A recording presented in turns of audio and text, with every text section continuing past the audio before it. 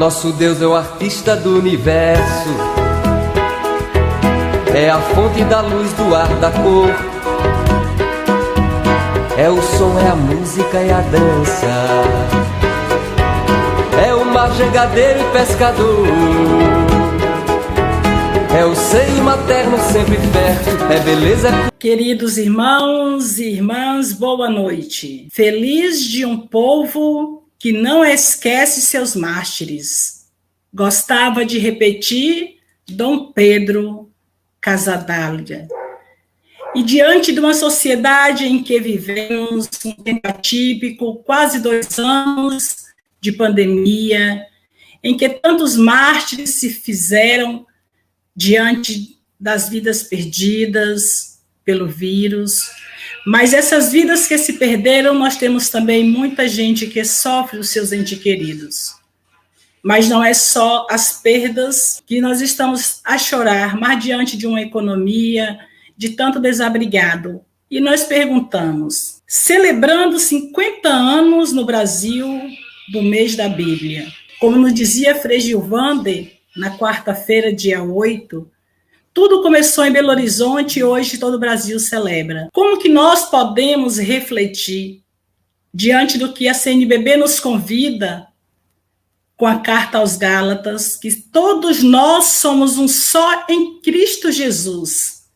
Como refletir a introdução vivida e ouvida na quarta-feira, diante de tantas percas, de tantas desigualdades, e como o evangelho de hoje nos convida, como podemos guiar um cego, guiar outro, se nós não enxergamos a verdade dentro da palavra do Senhor? Então, irmãos e irmãs, hoje, 10 de setembro, vamos refletir os desafios para nossas práticas cristãs a partir da carta aos Gálatas. Qual o desafio que eu, como cristã, refletindo a carta de Paulo aos Gálatas, posso dizer que estou fazendo tão quanto fez os apóstolos, fizeram os discípulos e fez Jesus? Dando continuidade à nossa jornada bíblico-diocesana, que estará sendo transmitida pela nossa plataforma digital do canal do YouTube, Facebook da Diocese e retransmissão pelos Facebook das paróquias. Convidamos a todos vocês que permaneçam conosco, que façam as suas perguntas, façam os seus questionamentos, tirem suas dúvidas, mas, além de tudo, abramos os nossos ouvidos, o nosso coração, a nossa mente, para vivenciar com verdade, com sinceridade, o que nos pede a palavra de Deus, o que nos instrui o nosso grande mestre Jesus Cristo. Porque só assim, como batizados em Cristo, fazendo a diferença na sociedade diferenciada que temos, é que podemos dizer que somos verdadeiros cristãos. Nesse momento, para dar continuidade a esse nosso dia, terceiro dia da nossa jornada, convidamos Cristina e a equipe organizadora desta jornada para conduzir o momento de oração. E você continue aí, divulgue o link, faça sua pergunta, permaneça. E eu tenho certeza que, se deixar abrir pelo ensinamento, tirando a trave dos nossos olhos, vamos ver uma sociedade que precisa muito de nós e que nós possamos fazer a diferença como cristão. Bem-vindos, Cristina. Obrigada da ajuda. Irmãos, boa noite. Mais uma vez reunidos em nome de Jesus, construindo um tempo novo através desse estudo bíblico. Todas são iguais em Jesus Cristo. No hino batismal nos fala: com efeito, vós todos sois filhos de Deus pela fé no Cristo Jesus. Vós todos que fostes batizados em Cristo, vos revestiste de Cristo. Não há mais judeu ou grego, escravo ou livre, homem ou mulher, pois todos vós sois um só em Cristo.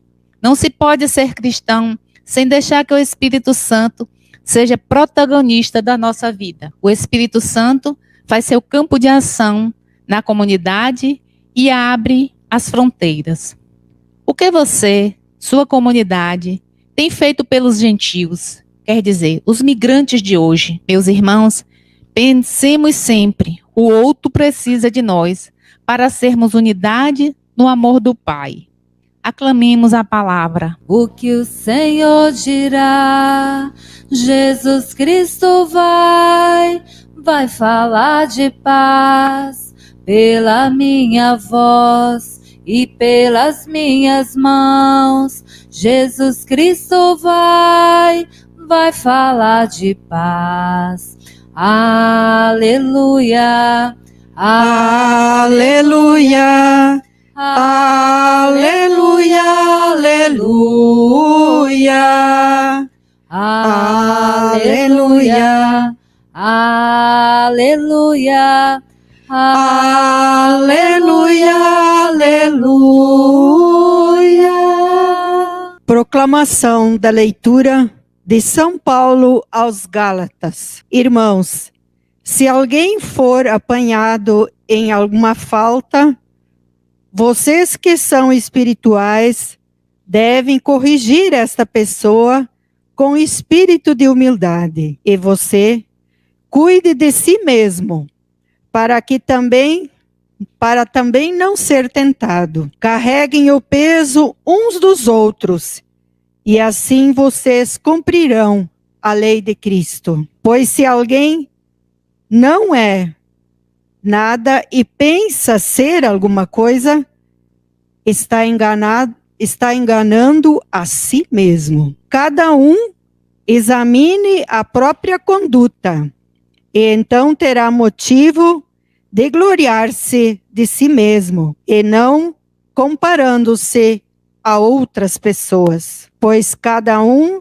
terá o seu próprio fardo para carregar. Quem é instruído na palavra, reparta todos os seus bens com aquele que o ensina. Não se iludam com Deus, porque com Deus não se brinca, pois cada um colherá o que tiver semeado. Quem semeia na própria carne, da carne colherá destruição. Quem semeia no Espírito, do Espírito colherá vida eterna. Portanto, meus irmãos, enquanto temos tempo, façamos o bem a todos.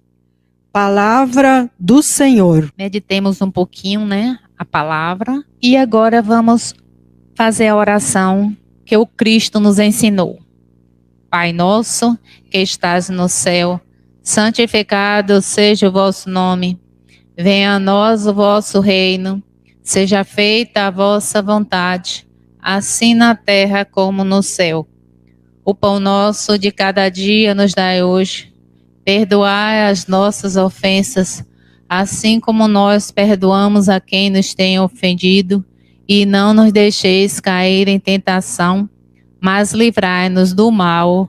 Amém. Senhor, que a nossa caminhada seja luz para os vossos olhos, que as nossas almas resplandeçam em alegria para servir-te, que por tua cruz possamos ser resgatados e resgatadas na missão que o Senhor nos confiar, que sejamos multiplicadores da tua palavra e dos teus dons, e sermos missionários e criaturas novas na fé e no amor a vós. Cantemos, somos gentes da esperança. Somos gente da esperança que caminha rumo ao Pai. Somos povo da aliança que já sabe aonde vai. De mãos dadas a caminho, porque juntos somos mais, para cantar o novo hino de unidade, amor e paz. De mãos dadas a caminho, porque juntos somos mais, para cantar o novo hino de unidade, amor e paz. Unidade, amor e paz.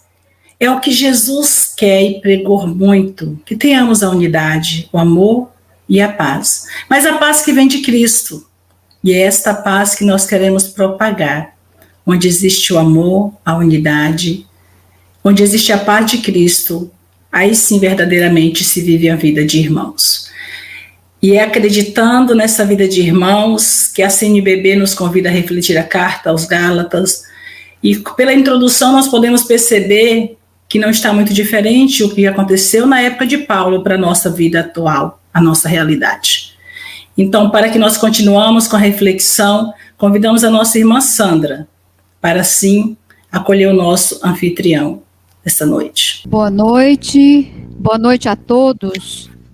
Nesta sexta-feira, dia 10 de setembro, dando continuidade à jornada bíblica catequética promovida pela Diocese de Teixeira de Freitas, Caravelas, temos a alegria de convidar Frei Gilvander Luiz Moreira, lá das Minas Gerais, para a gente continuar com ele nesse aprendizado pela Carta aos Gálatas. E hoje, Frei Gilvander vai nos falar um pouco dos desafios para a nossa prática. Bem-vindo, Frei Gilvander. Obrigado, Sandra. Boa noite a todos, a todas, a todos, irmãos e irmãs. Gratidão a Maria da Ajuda e toda a equipe que nos acolheu nessa oração tão abençoada, tão inspiradora, né? Que beleza contarmos com todo mundo que está chegando aí. Prepare o seu coração, né? Respire fundo e vamos vivenciar intensamente esse momento aqui, né?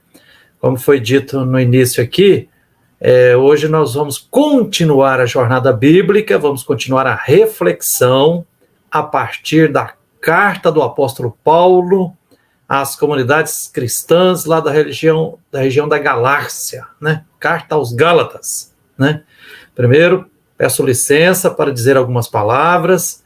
Obrigado mais uma vez pelo convite, é com muita alegria que estou aqui. Sei que é uma grande responsabilidade dirigir uma palavra para a querida comunidade cristã da querida Diocese de Teixeira de Freitas e Caravelas, na querida Bahia. Parabéns mais uma vez a toda a equipe bíblico-catequética que preparou com muito carinho essa jornada bíblica, né? O tema nosso de hoje é desafios para a nossa prática cristã a partir da Carta aos Gálatas. Desafios para a nossa prática cristã a partir da Carta aos Gálatas. A irmã Noêmia hoje me enviou 4 perguntas muito importantes. Eu vou já mencioná-las com vocês aqui e até sugiro que pouco a pouco, de acordo com a possibilidade aí, que elas sejam colocadas aí no chat para as pessoas também, e vou convidar todo mundo que está nos acompanhando aqui a me ajudar a responder da forma mais sensata, libertadora, ecumênica e macroecumênica, com sensatez, como o apóstolo Paulo responderia essas 4 questões, né?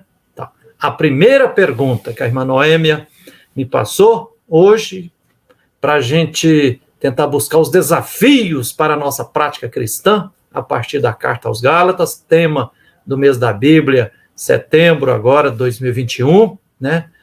No jubileu de ouro do mês da Bíblia, 50 anos de mês da Bíblia. A primeira pergunta me pergunta se eu poderia detalhar, esmiuçar o que significa ler, escutar a palavra de Deus para levar no contexto atual que vivemos, né? O que significa ler, escutar a palavra de Deus para atualizá-la no contexto atual em que vivemos. Segunda pergunta, como alcançar um cristianismo da união em meio a uma sociedade tão polarizada como a nossa? Como alcançar um cristianismo da união em meio a uma sociedade tão polarizada, tão contraditória como a nossa? Terceira pergunta, como ligar a carta do apóstolo Paulo aos Gálatas à proposta da Conferência Nacional dos Bispos do Brasil de sermos comunidades missionárias.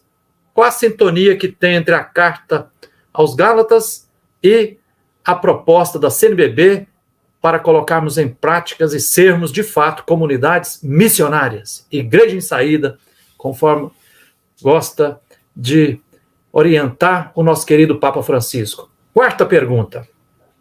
O que o apóstolo Paulo alertava e esclarecia naquele momento do que é puro ou impuro?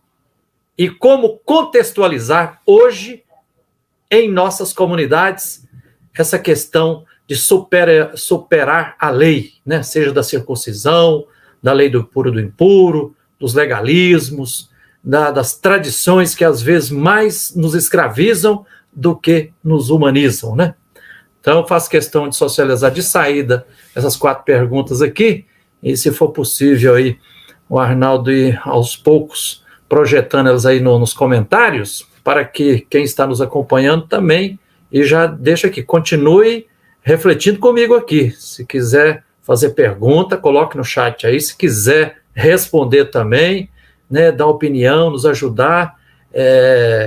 Eu sou do CEBI, que é o Centro Ecumênico de Estudos Bíblicos, aqui em Minas Gerais, e o CEBI é fundado há mais de 40 anos, né, a partir do povo simples das comunidades eclesiais de base, que em comunidade, em círculos bíblicos, em escolas bíblicas, lê a Bíblia de forma comunitária, né, ecumênica, transformadora, militante, se ajudando. Então é muito importante isso.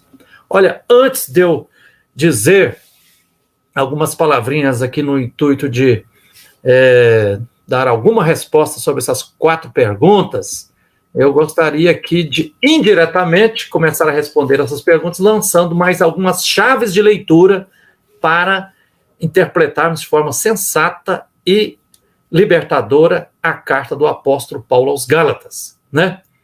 Lembrando, embora hoje tem gente que, lamentavelmente, seja na igreja católica ou outras igrejas, fala assim, mas Frei Gilvander, a Bíblia não precisa ser interpretada, não. Basta ler e colocar em prática. Se fosse fácil assim, era muito fácil, né? Eu nunca esqueço uma vez que eu estava na cozinha no seminário, coloquei o café lá, um negocinho com um negócio branquinho lá, coloquei no café, quando eu fui beber eu pensei que era açúcar e era sal. Então, nem tudo que parece branco é açúcar, pode ser sal também, né? Como tem aquela história, uma mulher, né, que sofria tanto com o marido em alcoolismo, viu lá em cima da mesa, na salinha da casa dela, uma garrafa de pinga por meio. Aí a mulher, quando viu aqui, falou, nossa senhora, mas ainda tem meia garrafa. Meu companheiro ainda vai beber mais meia garrafa de pinga, ainda tem meia. Daí a pouco, chegou o companheiro lá cambaleando, meio bêbado, quando olhou para a garrafa assim, falou, nossa, só tem meia garrafa? Então tá vendo? Né, a diferença de interpretação, ou então, como o Frei Carlos Mestre gosta de contar, uma vez aconteceu um acidente automobilístico, né? O carro bateu, aí chegou o policial, quando o policial foi vendo assim, falou, não, a placa do carro é fria, tá vendo? Tá faltando o lacre. Aí, quando foi chamar o mecânico, quando o mecânico foi chegando, que viu o carro amassado lá, falou, ih, rapaz, vai custar 10 mil reais para consertar esse carro, porque amassou aqui, amassou ali e tudo. Aí quando chegou uma mãe para ver o acidente, a mãe falou, nossa, tá vendo? A criança se salvou porque estava no banco traseiro na cadeirinha e com o cinto de segurança. Então veja bem, o policial vê a partir da perspectiva dele, quer saber se o carro está na legalidade ou se é clandestino, se é roubado e tudo. O mecânico está na função dele de consertar o carro, ele vê primeiro, nossa, vai gastar tanto para consertar. A mãe vê primeiro a criança, porque é mãe, amor de mãe lá atrás. A mesma realidade com 3 interpretações, né? E nesse caso aqui não são esquizofrênicas nem contraditórias, as três se complementam, né? Então interpretar é importante.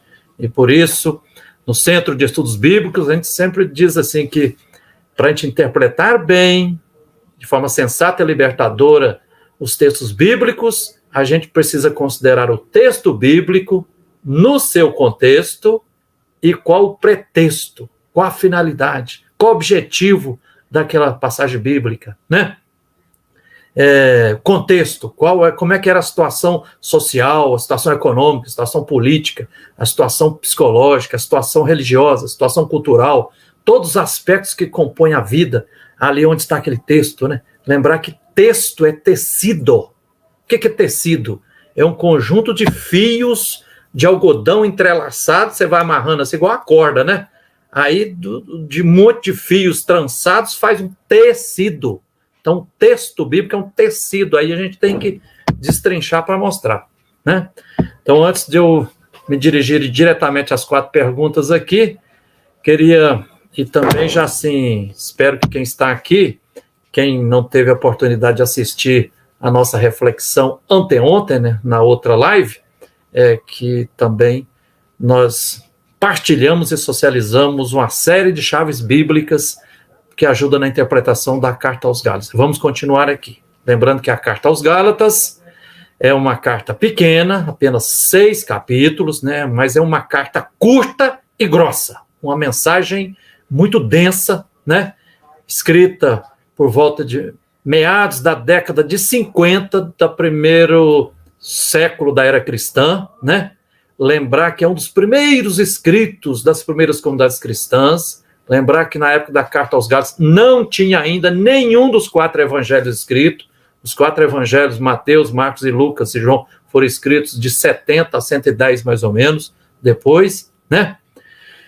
E a carta aos Gálatas se dirige a comunidades formadas por migrantes, provavelmente gauleses, na atual região da Turquia, que era a Ásia Menor, considerada uma província, mas não uma província autônoma independente, era uma província colônia do Império Romano, né? Eu fiquei muito feliz na oração inicial, na acolhida inicial, a nossa querida Maria da Ajuda fazendo diferente, que a carta nos ajude a acolher e nos relacionar bem com os gentios de hoje, que são os migrantes. Então, as comunidades da Galácia eram basicamente compostas de pessoas migrantes, pessoas desterradas, né, deslocadas, removidas de seus lugares de nascimento, né? E aí quem vive na sua própria terra natal precisa se esforçar, se colocar na pele de quem está vivendo em exílio fora da sua terra natal, como é que isso gera um monte de discriminações, né? O apóstolo Paulo parou na região da Galácia, provavelmente porque estava doente. Não sabemos bem qual era a doença, né? Os biblistas colocam aqui uma hipótese que fosse uma doença de olhos. Lá no finalzinho da carta, a regra era Paulo ditar e outro escrever, né? Mas no final da carta aos Gálatas, ele fala assim, olha, tá vendo? Eu vejo o tamanho da letra, eu mesmo estou aqui de próprio punho escrevendo. Então não se sabe se... 2 hipóteses, que ele está escrevendo com letras grandes, por estar enxergando mal, e o problema da doença seja uma certa cegueira, ou estaria escrevendo com letras grandes para enfatizar, olha, preste atenção, né? Quando a gente aumenta a letra também pode ser para enfatizar, né? A questão é que Paulo reconhece que nessa fragilidade pessoal, ele doente, Paulo foi cuidado, acolhido, com muito carinho pelas comunidades da Galácia, né? E o apóstolo Paulo diz assim, eu dou testemunho que vocês seriam capazes de arrancar seus olhos para dar para mim. Então, esse aqui também é uma outra informação que nos autoriza a levantar a hipótese de que a doença fosse problema de olho. Que, olha, eu sou testemunho que vocês, por amor, por me querer bem, vocês poderiam arrancar os seus olhos para me dar, que ele estaria com deficiência de visão. É uma hipótese, né? Importante a gente considerar que quem está escrevendo, um missionário que está sofrendo. Por que Paulo escreve a carta aos Gálatas? As comunidades abandonaram o evangelho de Jesus Cristo para seguir outros evangelhos. E aí, Paulo, irado, indignado, ferido, magoado, ele quase que pega as comunidades pelo colarinho. Insensatos, Gálatas! Insensatos! Né?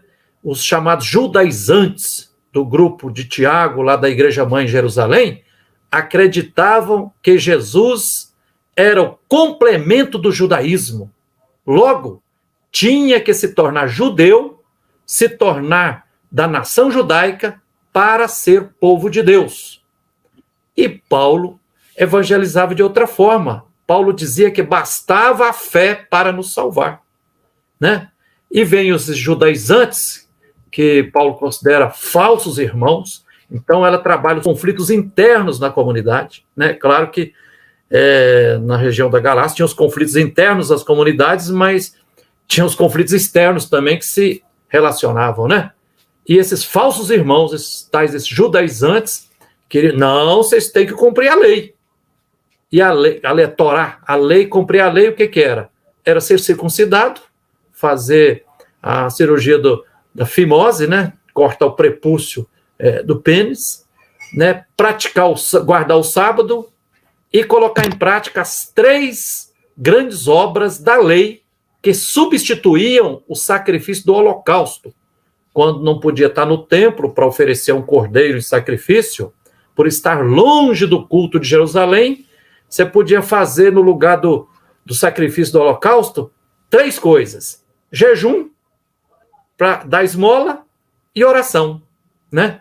Então, os judaizantes, esses falsos irmãos, estão dizendo, olha, o principal é esse aqui, é jejuar, é dar esmola, é fazer oração, é circuncisão, é no sábado cruzar os braços, não trabalhar. Porém, Paulo propunha uma convivência fraterna, propunha partilha, a vida em comunhão supraétnica, né?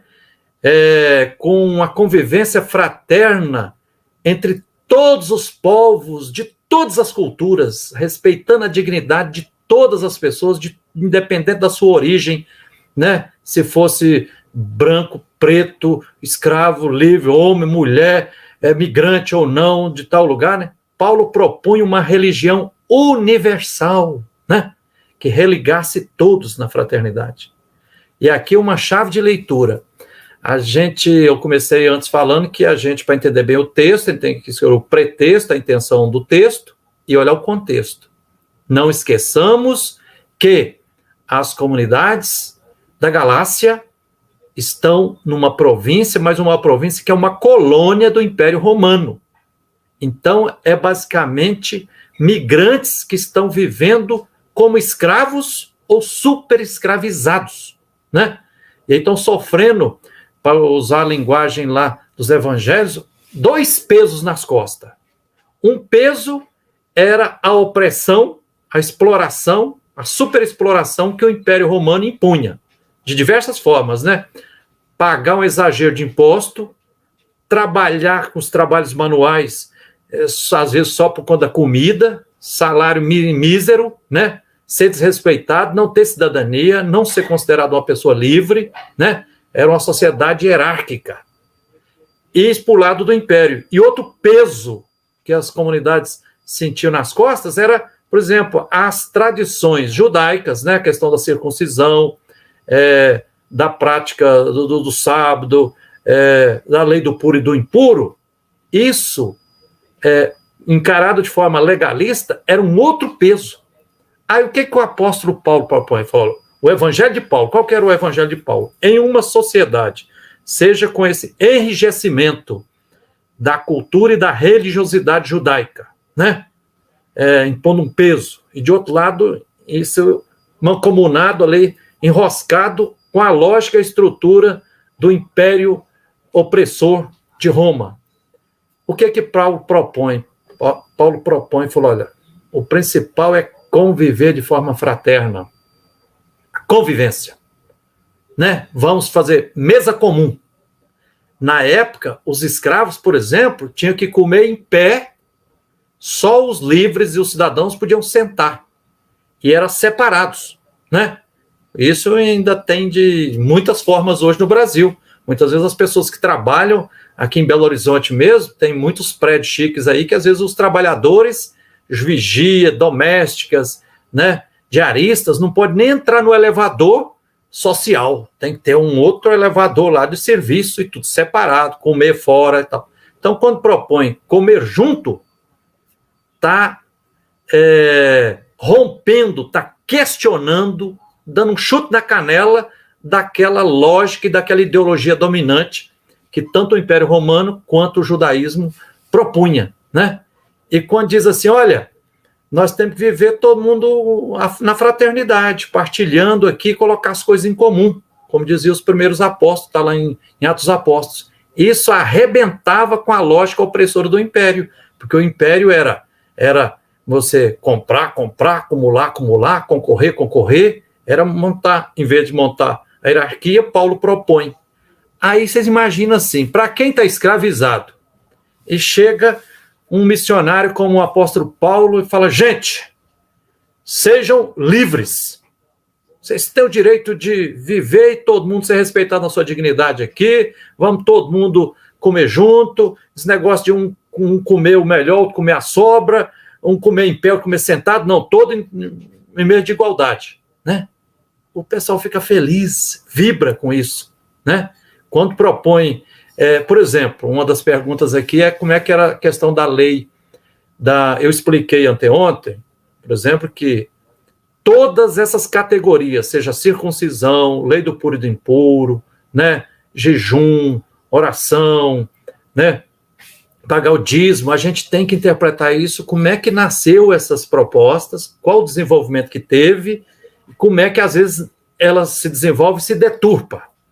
Eu falei anteontem que a circuncisão no início era algo positivo, né, quando o povo estava na experiência do deserto, né, solão, muito suor, né, escassez de água, e aí, então, fazer a operação da fimose, cortar o prepúcio, era uma medida sanitária para as pessoas não adoecer, para não contrair infecção, né?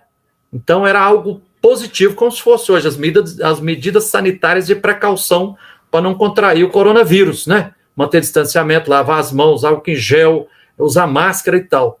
A lei do puro e do impuro é desse jeito também, porque no deserto, na caminhada, nos 40 anos de caminhada, muita gente, às vezes passando fome, aí a gente começou a comer rato, gato, até barata e tudo, às vezes comer até fezes, comia uma coisa, ela nem sabia e comia, aí eles começaram a perceber, fulano de tal comeu tal coisa e ficou doente, outro comeu tal coisa e ficou doente, falou, peraí, então vamos colocar uma regra aqui, vamos dizer que só pode comer o que for puro. Aí, por exemplo, é que chegou, se for animal, quadrúpede, só pode comer os que rumina.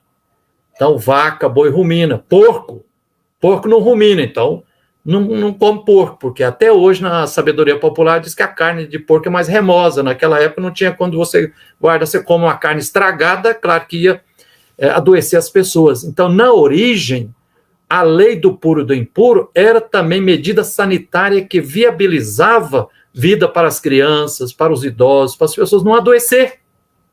O problema é que foi passando 1 ano, 2, 10 anos, 20 anos, 50 anos, 100 anos, 200 anos, e essas regras e leis sanitárias ficaram enrijecidas e passaram a ser tabus, né? Por exemplo, se colocou a circuncisão como se fosse a bandeira do Brasil, ordem e progresso, verde e amarelo, e aqui, se eu tiver abraçado com a bandeira, eu sou brasileiro. Não importa se tem 20 milhões passando fome, se já mataram pela política genocida quase 600 mil irmãos e irmãs nossas, se tem metade da população em insegurança alimentar, né? Aí que está o problema. Então, na época de Jesus, com o enrijecimento e o ritualismo, o moralismo, por exemplo, da lei da impureza, lei da pureza da impureza, se dizia assim, quem que é pessoa pura? Pura são os sadios, são os ricos, né? Quem que é impuro? São os pobres, são os doentes, o ceguinho é impuro, o paralítico é impuro, a mulher que está com hemorragia é impura, o estrangeiro que está todo suado é impuro, né? A mulher menstruada está impura. E aí falou, quem é puro é abençoado por Deus, quem é impuro é maldito, é amaldiçoado. Então, quem é impuro não pode participar da convivência, tem que ficar lá fora da cidade, fora dos muros. Aí, essa lei do puro e do impuro, que no início, assim como o Rio São Francisco, no início é água cristalina, depois quando chega lá mais para baixo, vira, depois de receber na bacia franciscana esgoto de mais de 500 cidades, fica todo poluído, né? Aí se dizia, você está doente? Porque você é impuro, você é até maldito, você é o culpado da sua doença, né? Então fica lá fora lá. Depois, para você se purificar, você tem que vir nos pés do sacerdote e pagar por um rito de purificação. Lembra lá que José e Maria levaram Jesus, não tinha dinheiro para pagar, um casalzinho de pombas aqui e tudo. Então tinha uma privatização do sistema de saúde na mão dos sacerdotes, né? E algo parecido tem hoje, por exemplo, tem muitos líderes religiosos hoje, sejam leigos, pastores ou padres, que abocanham com um discurso moralista, espiritualista, desencarnando a fé cristã, começa a dizer, olha, você tem que ir à pureza, ou não faça isso, não vai... Aí impõe, por exemplo, repressão sexual, né? Não lida bem com a sexualidade, as pessoas vão resistindo até explode, né? Então, esse legalismo era questionado pelo apóstolo Paulo, ele falou, isso tem que ser superado, as pessoas têm que ser respeitadas na sua dignidade, independente da sua origem cultural, né? E aí no final da carta aos Gálatas, é bonito, aliás, desde o meio lá do capítulo 3, né, versículo 26, 27, 28, que está ali um núcleo, quando diz assim, olha, o sonho, a utopia de comunidade que nós devemos que lutar, dizendo o apóstolo Paulo, é superar as dicotomias, as polarizações, as contradições. Então, não é para existir mais distinção entre homem e mulher, entre grego e judeu, entre escravo e livre, tem que superar relações sociais de exploração, tem que superar relações de opressão de gênero, né? Não pode ter machismo, patriarcalismo, tem que superar, né, a questão de não imposição cultural, né? Não ter uma raça melhor, o branco é melhor do que o outro, né?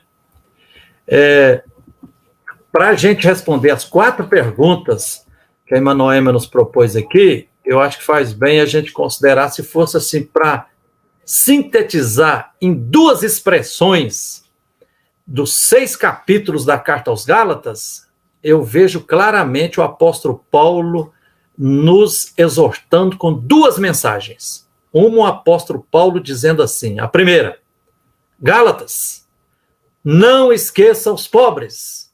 Gálatas, não esqueça os pobres. Não esqueça os pobres. Quer dizer, façam opção pelos pobres.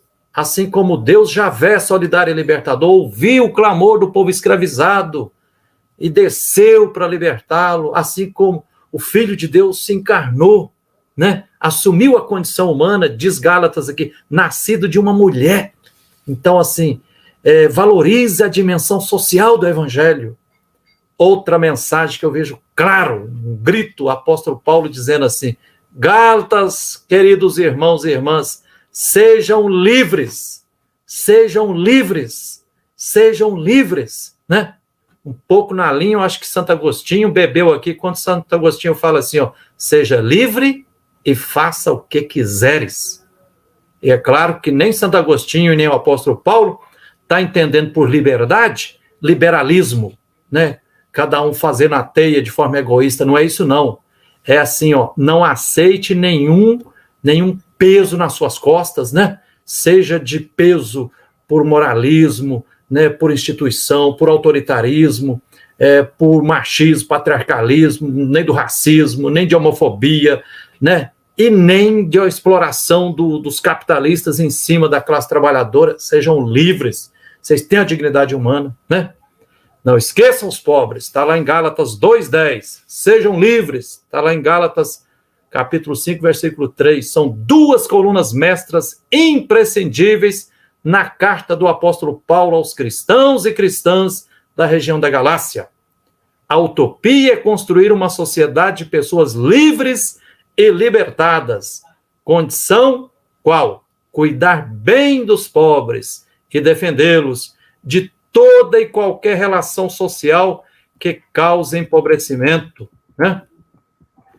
Com Paulo, a partir dos Gálatas, a gente precisa revelar a nossa mais profunda adesão a Jesus Cristo. Assim como Jesus não nasceu Cristo pronto, mas tornou-se Cristo, o apóstolo Paulo não nasceu discípulo de Jesus Cristo e do seu evangelho. Aliás, Paulo nasceu Saulo, se tornou perseguidor de cristãos antes de se converter ao evangelho de Jesus Cristo.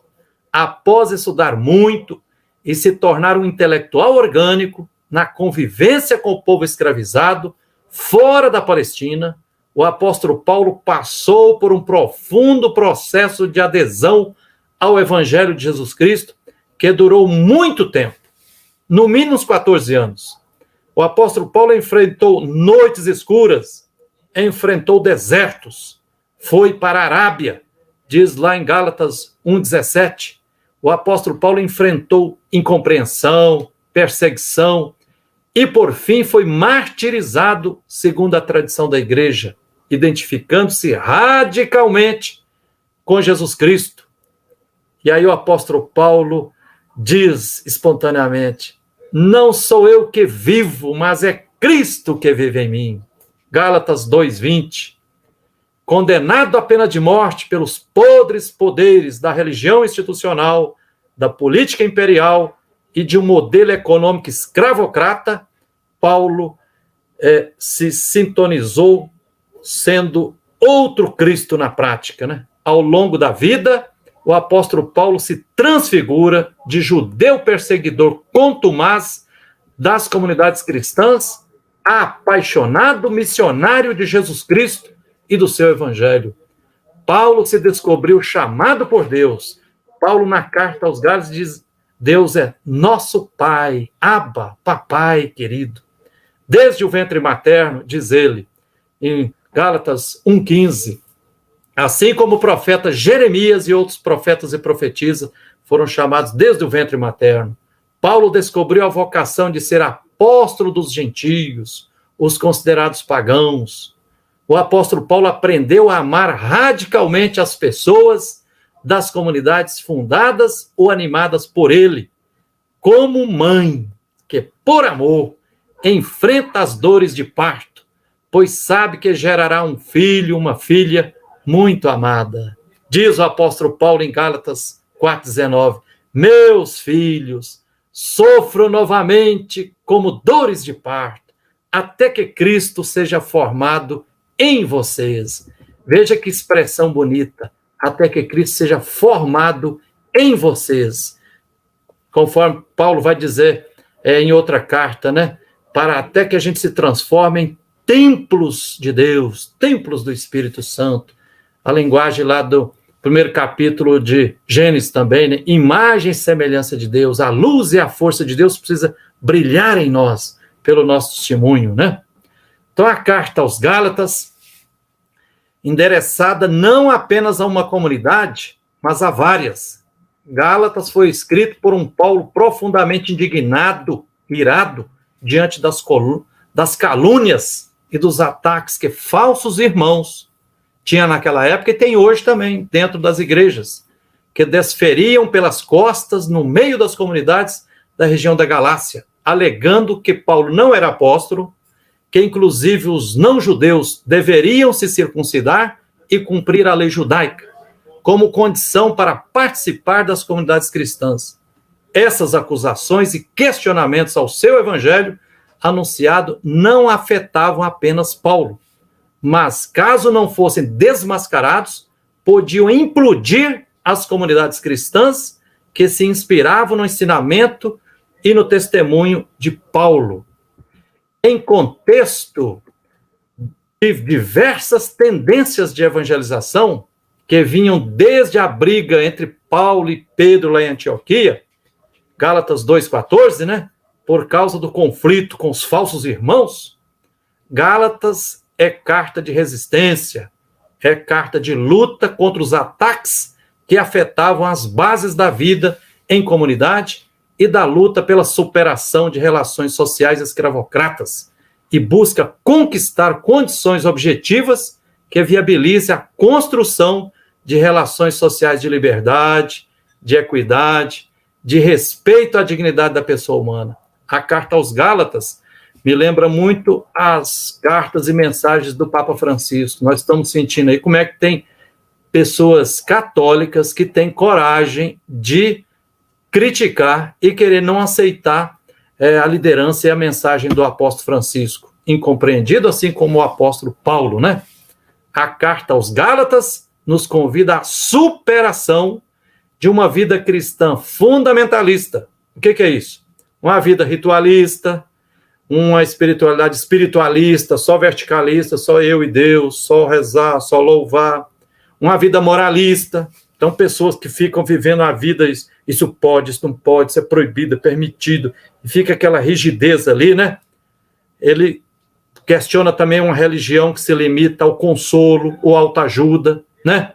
E pessoas, eu vou na igreja porque lá na igreja eu estou no céu, mas fica só no internozinho da igreja ali. E quando sai da igreja, aí está no meio do inferno, né? Então o apóstolo Paulo conclama-nos ao compromisso radical com o evangelho de Jesus e com a causa de todos os escravizados da história. Se Paulo se colocou ao lado daquelas comunidades que eram migrantes, escravizadas, assim nós devemos, eles eram também crucificados, né? Eu acho que foi lindo também quando a Maria da Ajuda começou também fazendo referência. Nós temos que honrar os nossos mártires, o povo que está sendo sacrificado e crucificado de muitas formas no querido Brasil hoje, né? Não só os povos, mas também os biomas, né? O Cerrado, a Mata Atlântica, Pantanal, Mata Amazônica também estão sendo sacrificados, estão clamando por vida, né? Isso tudo exige abraçarmos, pelo modo de vida, um estilo simples e austero, assim como o apóstolo Paulo, que, mesmo sendo intelectual, fazia questão de trabalhar com as mãos, viver do próprio sustento, né? Batalhar ao lado dos empobrecidos na luta pela conquista de seus direitos. Para falar numa linguagem de hoje, né? Lutar por terra, teto e trabalho, aqueles 3 T's que o nosso querido Papa Francisco propõe, né? Lutar por meio ambiente sustentável, lutar por salário justo, por emprego digno, né? Por superação de todos os preconceitos e discriminações, né? Para responder também as 4 perguntas, as 4 perguntas são permeadas por uma outra pergunta que a gente tem que ficar esperto, que é a seguinte: que tipo de fé Paulo assimilou, né? E a questão central, depois que eu fiz teologia, mestrado em interpretação da Bíblia, a questão principal não é só ter fé e não ser ateu. Depende de que tipo de fé a gente tem, né? O apóstolo Paulo reivindica sua condição de apóstolo na controvérsia com os falsos irmãos, ao travar um debate interno, uma divisão interna nas comunidades.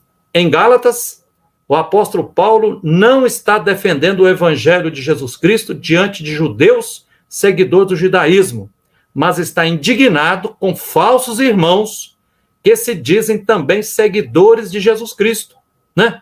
É hoje.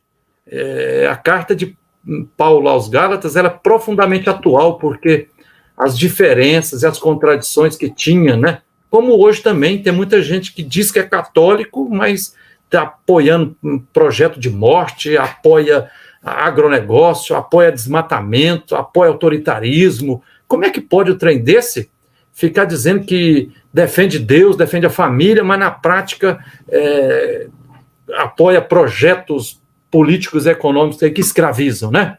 Então o apóstolo Paulo se sentia apóstolo autorizado diretamente por Jesus Cristo e por Deus, que ele compreendia como nosso Pai, né?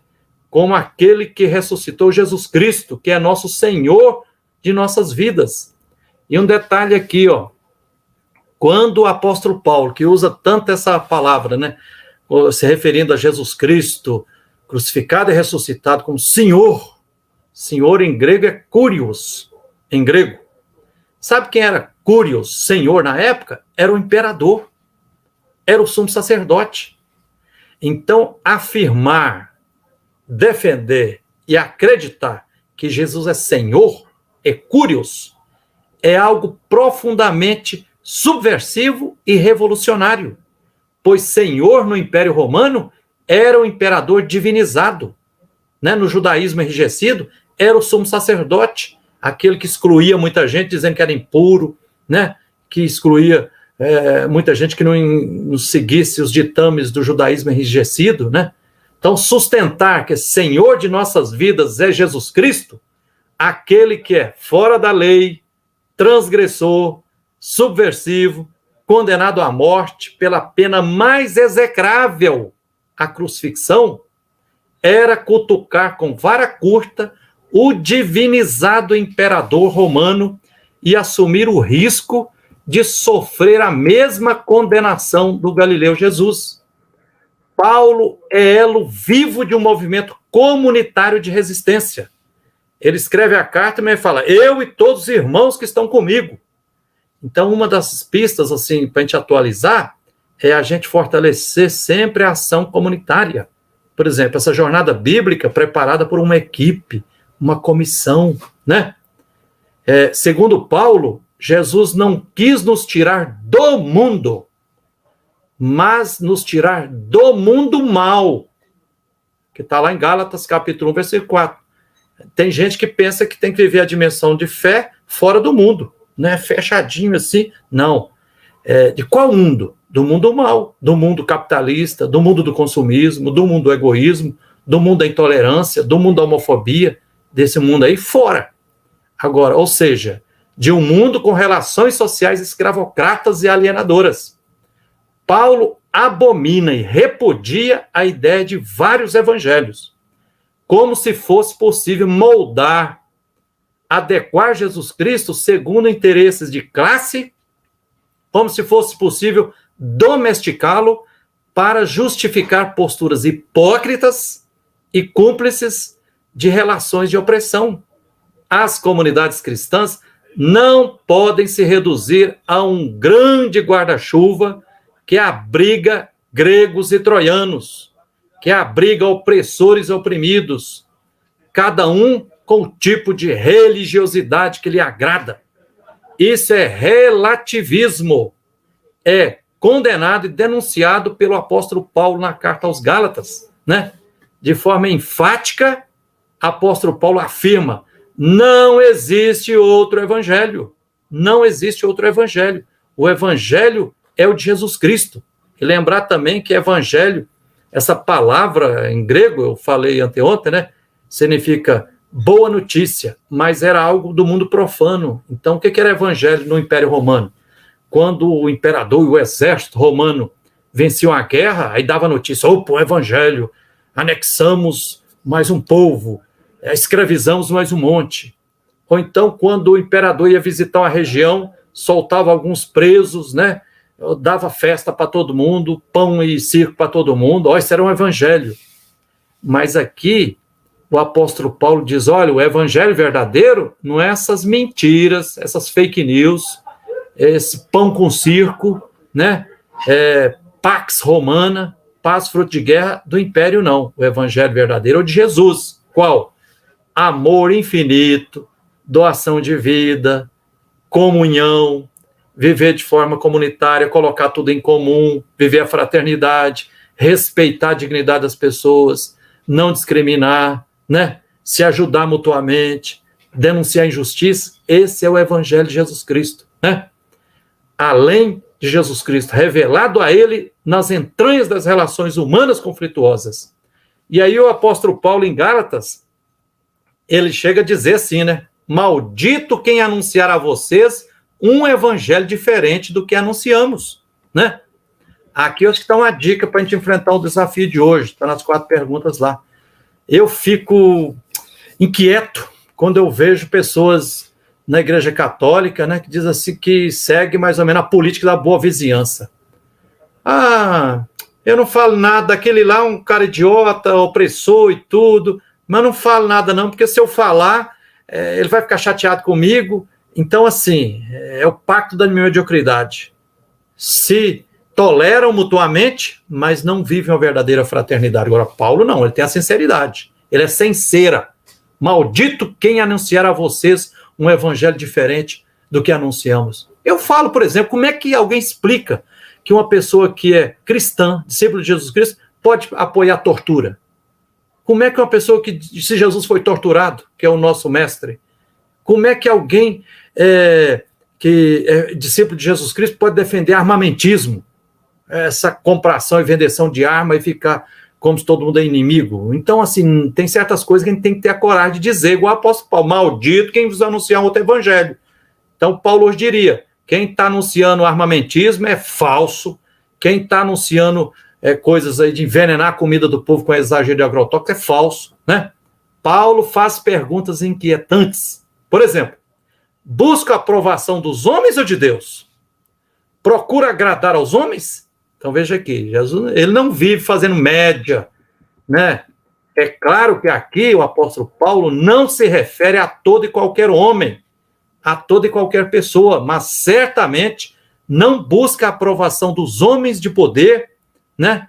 Dos que sustentam e reproduzem as relações sociais escravocratas. O apóstolo Paulo também não aceita adocicar o evangelho de Jesus Cristo para agradar os homens, seja os que estão no poder, seja o povão alienado e escravizado. Isso tem também, gente, para a gente ser fiel a Jesus Cristo, ao verdadeiro evangelho e à mensagem da carta aos Gálatas, a gente precisa. Eu conheço padres, e conheço pastores, e conheço leigos religiosos que mentem para as pessoas, né? Porque não tem coragem de falar a verdade. Porque se falar a verdade vai incomodar um outro, né? Ou então não quer que, se falar a verdade, alguém vai deixar de pagar o dízimo, né? Se dizer que apoia a luta pela terra, que apoia os indígenas, vai perder dízimo para ali e tudo. Então, Paulo apóstolo não faz essas médias, esses acordos espúrios, né? O apóstolo Paulo não abre mão da verdade, mesmo sabendo que a verdade liberta, mas dói. E aí ele pergunta, né? Será que me tornei inimigo só porque lhes disse a verdade? E está lá no quarto evangelho, né? Depois provavelmente influenciado aqui, quando o quarto evangelho diz assim: a verdade liberta, a mentira mata e oprime. E o apóstolo Paulo continua: quem foi que colocou obstáculo para que vocês não obedeçam mais à verdade? Né? Então ele chama na raia mesmo. Né? Lamentavelmente, muitas pessoas, para manter as amizades aparentes, preferem não dizer a verdade que precisa ser dita. Fazem política da boa vizinhança, se omitem e se tornam cúmplices ao não refutar mentiras, ao não refutar fake news, precavendo para não melindrar relações de amizade hipócrita. Paulo não se pauta por esse caminho cômodo, caminho estúpido e reprodutor de mentiras, que corrói as relações sociais, deixando imperar mentiras. O apóstolo Paulo é autêntico e exige autenticidade nas relações humanas como condição sine qua non para se colocar em prática o evangelho de Jesus Cristo. Né? Terminando, o apóstolo Paulo se entende como servo de Cristo, que é servo de Deus. Mas como Jesus Cristo se tornou servo de Deus? Diz certo tipo de senso comum que Jesus Cristo é servo de Deus porque morreu por nossos pecados para nos salvar. Há pessoas ingênuas que exclamam: que bom que Jesus morreu para nos salvar. Como compreender essa afirmação? Temos que fazer algumas perguntas interpelantes.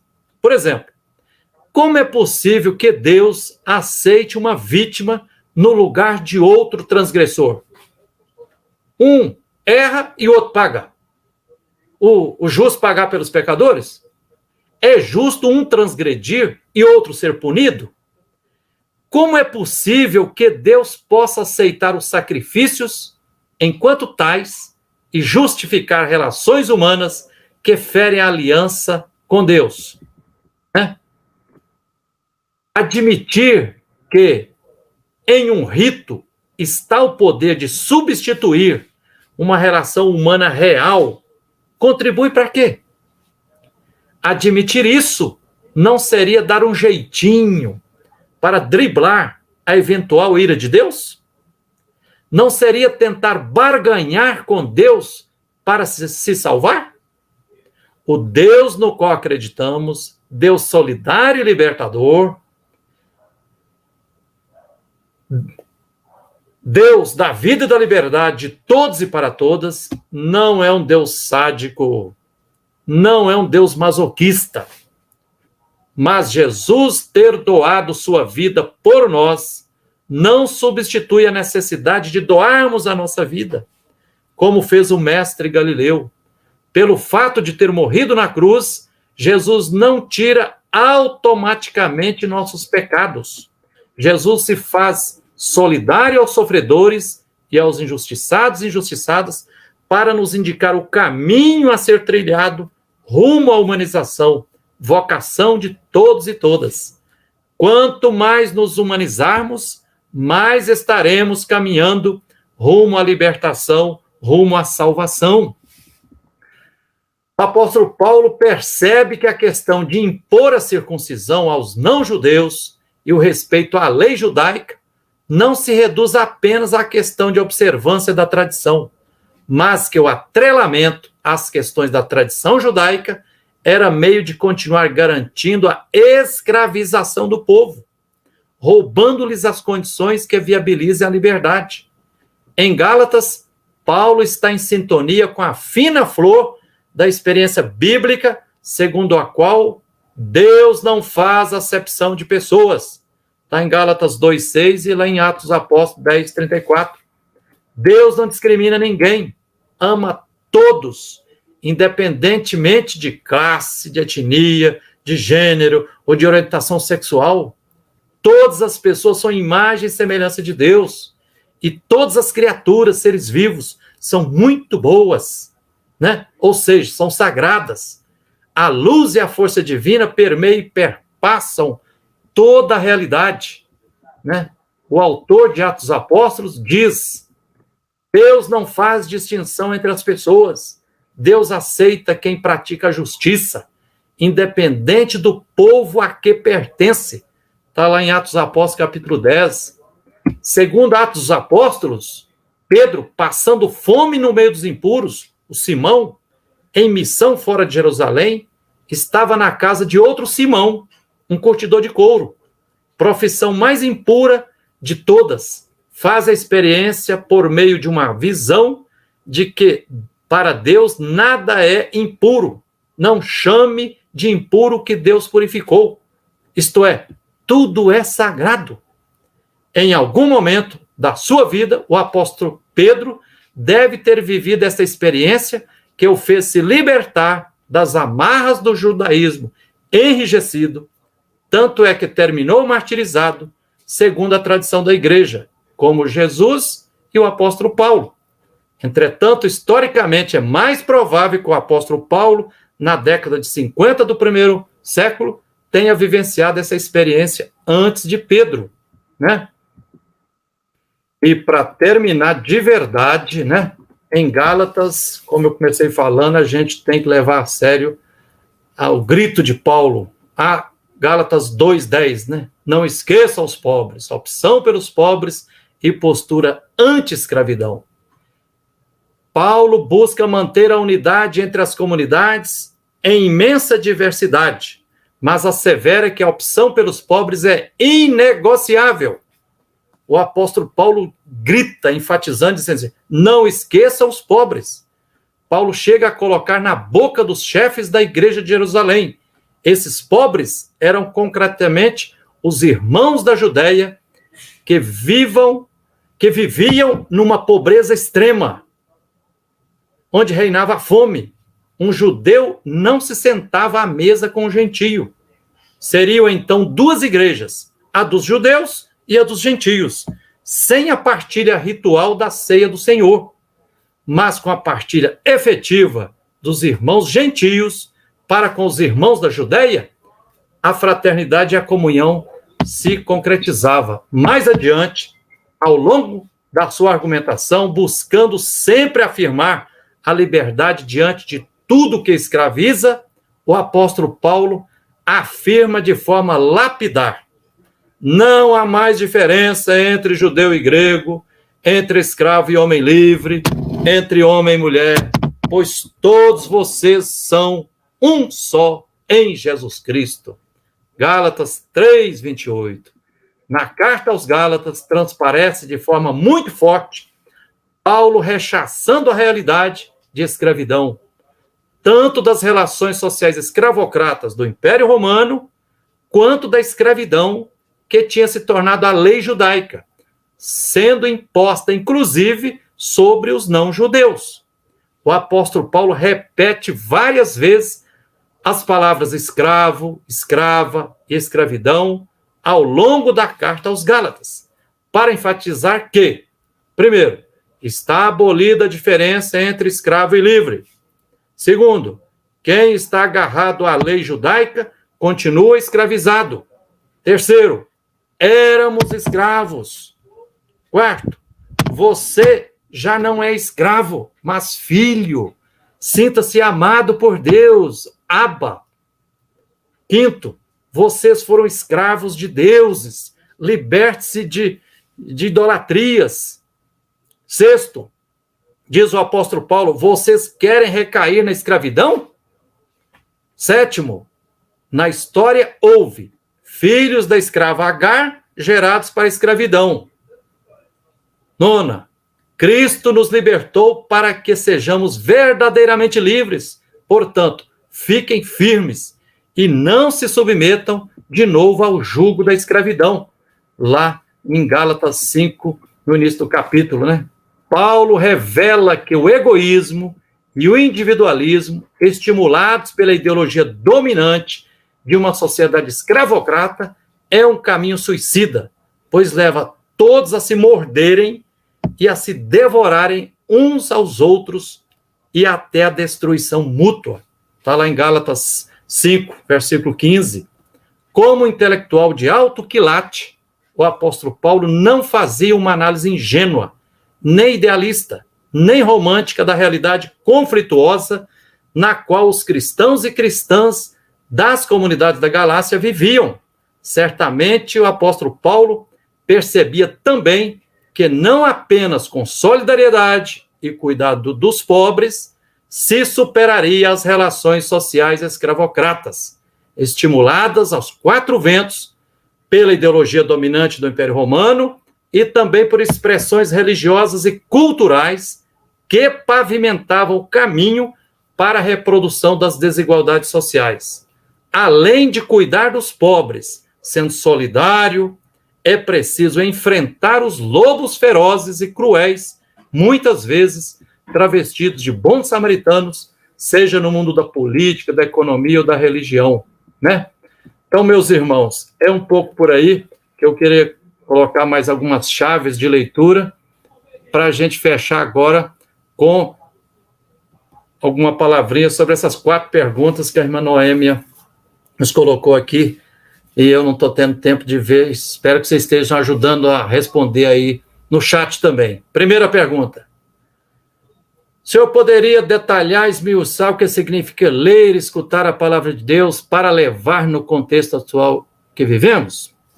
Olha, essa pergunta me lembra o monge Guido, do século VI depois de Cristo, que entrou para a história como o pai criador da leitura orante. A leitura orante da Bíblia se inspira no processo da digestão humana, né? Basicamente, na leitura orante a gente tem a leitura, meditação, oração e contemplação. Então, ler a palavra de Deus a partir da Bíblia é o colocar na boca o alimento. Meditar é mastigar, refletir, se for em círculo bíblico, comunitário, melhor ainda, né? Oração é a digestão no estômago. Contemplação não é no sentido estático de você ficar assim, extasiado, contemplando, paralisado ali, vendo uma obra de arte, mas contempla a ação. é quando se faz a digestão e as proteínas, as vitaminas entram na corrente sanguínea, de dentro para fora, e energiza o corpo para a prática, né? Então, ler, escutar a palavra de Deus é isso. Agora, a palavra de Deus está na Bíblia e está também na vida, na realidade. A gente não pode absolutizar a Bíblia, né? Até assim, para a gente vai ler a Bíblia aqui, eu tenho que colocar uma certa distância para eu ler o texto, né? Se eu aproximo demais aqui a Bíblia do meu rosto, cega o texto. Então é como o Santo Agostinho, né? Deus criou 2 livros, a vida e a Bíblia. E Deus nos fala pela Bíblia e pela vida também. E está lá nos evangelhos, Jesus fala, preste atenção nos sinais dos tempos. Eu sou apaixonado por isso, de ver como é que Jesus aprendia com tudo, aprendia com as notícias, com os sinais dos tempos, vai chover, né? Caiu uma ponte lá, caiu uma torre lá em Galileia, mataram os galileus. Ele, vocês prestem atenção, vocês estão lendo isso. Ele via. Então, a gente ler a Bíblia é importante. Agora, a gente não pode domesticar a Bíblia e simplesmente assim se projetar em cima da Bíblia, né? Outra pergunta. Como alcançar um cristianismo da união em meio a uma sociedade tão polarizada como a nossa? Ótima pergunta. Olha, o advento da tal da internet, e aí tudo, né, Facebook, Instagram, WhatsApp, essa treinada toda aí, uma das belezas é que, assim, aflorou, jogou para cima a imensa, os conflitos e as contradições que existem. Então, não é só agora que a sociedade está polarizada, não. Sempre foi polarizada. A história da humanidade é uma sucessão de impérios, relações sociais de opressão e tudo. Agora, como é que nós vamos superar essa polarização? Não é colocando panos quentes em cima da ferida. Diz lá, não é colocando um remendo novo num pano velho, não. Não é fazendo paz de cemitério, não. É o que diz lá no Salmo 84. Nós temos que buscar sempre a paz, mas como fruto da justiça, né? Então, isso a gente faz por várias coisas, né? Eu acho que, assim como... Por que as primeiras comunidades cristãs, elas eram um chute na canela do Império Romano e do judaísmo enrijecido? Porque eram comunidades fraternas, solidárias, que testemunhavam um jeito simples de viver, de conviver, era a partilha, a fraternidade, uns ajudando os outros, a solidariedade, a luta pela justiça, a ética, a sinceridade, o amor ao próximo, né? Colocar em prática esses valores, né? E não ser pessoas que sejam intolerantes, nem homofóbicas, nem divulgar intolerâncias, discriminação, nariz empinado, arrogância, não cair na grande cilada que é o consumismo, né? Quem fica só comprando, consumindo, se consome também, vai se desumanizando, né? Então é pelo testemunho, né? Recordo aquilo que eu disse anteontem, né? Quando alguém perguntou para Gandhi assim, Gandhi, você parece tanto com Jesus Cristo? Por que você não se torna cristão? Eu falei, eu admiro Jesus Cristo, mas tem uns cristãos que são a traição. Então a gente tem que ser coerente com essa maravilha. Eu acho que ser pessoa cristã é uma graça, mas também é uma responsabilidade, né? E a gente tem que consolar os aflitos, ser solidário, bom pastor, boa pastora, mas também tem que ser aquele que enfrenta os lobos. Então, ninguém tem direito de ser pessoa omissa, porque quem é omisso é cúmplice diante das injustiças. Então, esse é o caminho que eu acho que para a gente construir a união, a unidade, ela tem que ser fruto, por exemplo, para falar numa linguagem mais próxima de nós, a união verdadeira, a fraternidade verdadeira, a comunhão verdadeira, ela passa necessariamente por a gente fortalecer a luta por reforma agrária, por partilha da mãe terra, por reforma urbana, para que os pobres, a cidade seja organizada de forma que respeite a dignidade humana, para que todos tenham moradia digna, né? Que não vive nos barrancos, né? A gente tem que superar o racismo, né? Lembrar que dos 12 milhões de parentes nossos, negros arrancados da África, a metade foi empurrada aqui para o Brasil para puxar relações escravocratas, né? Para ser escravizado, ele tem que superar esse racismo, não pode continuar isso, né? É a nossa querida Bahia, por exemplo, Rio de Janeiro, assim como Minas Gerais, a escravidão foi cruel, muito cruel, né? Então, para a gente conquistar essa união, para a gente conquistar a união verdadeira, hoje a gente tem que se comprometer também nas lutas por preservação ambiental, superar essa devastação ambiental que monoculturas, agronegócios, mineradoras promovem, né? Terceira pergunta, como ligar a carta do apóstolo Paulo à proposta da CNBB de sermos comunidades missionárias? Ótima pergunta, irmã Noêmia. E essa pergunta aqui me faz lembrar lá de Quarto Evangelho, capítulo 10, lá a questão do bom pastor. O que é o bom pastor? Todos nós somos convidados a ser bons pastores e boas pastoras. O bom pastor conhece as ovelhas e convive com elas, tem o cheiro das ovelhas, do povo, está no meio ali, né? Ele é amigo, ele conhece todas pelo nome, então a gente tem que estar no meio do povo, por isso a opção pelos povos, voltar a conviver. E lá diz assim que o bom pastor abre a porteira do curral, né? E convida, não impõe, né? Não dá com ferrão nas ovelhas, né? Convida elas para sair do curral, para ir para campo aberto, para verdes pastagens, né? Isso é que é comunidades missionárias, a gente está voltado para fora, igreja em saída. Agora, um erro pastoral, um erro teológico, um erro espiritual, que eu percebo grave hoje, é que, olha, se a gente tivesse presencialmente, eu iria perguntar para cada um. Se eu fosse perguntar hoje, qual que é, via de regra, qual o tipo de movimento que as lideranças religiosas hoje, seja na Igreja Católica, seja nas milhares de outras igrejas cristãs, estão fazendo? É convidando o povo para fora ou para dentro? A maioria, lamentavelmente, é cada um convidando para sua toca, para sua igreja.